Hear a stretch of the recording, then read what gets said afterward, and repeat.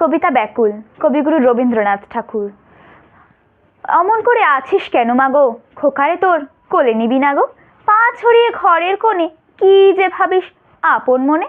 এখনো তোর হয়নি তো চুল বাঁধা, বৃষ্টিতে যায় মাথা ভিজে, জানালা খুলে দেখিস কি যে কাপড়ে যে লাগবে ধুলো কাদা। ওই তো গেল 4টে বেজে, ছুটি হলো স্কুলে যে, দাদা আসবে মনে নেই চিঠি। বেলা অমনি গেল বয়ে, কেন আছিস অমন হয়ে? আজকে বুঝি পাসনি বাবার চিঠি? পেয়াদাটা ঝুলির থেকে সবার চিঠি গেল রেখে, বাবার চিঠি রোজ কেন সে দেয় না? পড়বে বলে আপনি রাখে, যা এসে চলে ঝুলি কাখে। পেয়াদাটা ভারী দুষ্ট না। মা গো মা, তুই আমার কথা শোন, ভাবিস নে মা অমন সারাক্ষণ।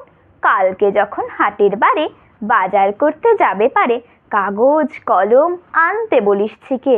দেখো ভুল করবো না কোনো, ক খ থেকে মূর্ধন্য বাবার চিঠি আমিই দেব লিখে। কেন মা তুই হাসিস কেন? বাবার মতো আমি যেন অমন ভালো লিখতে পারি নে কো।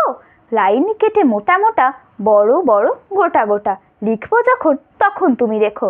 চিঠি লেখা হলে পরে বাবার মতো বুদ্ধি করে ভাবছো দেব ঝুলির মধ্যে ফেলে?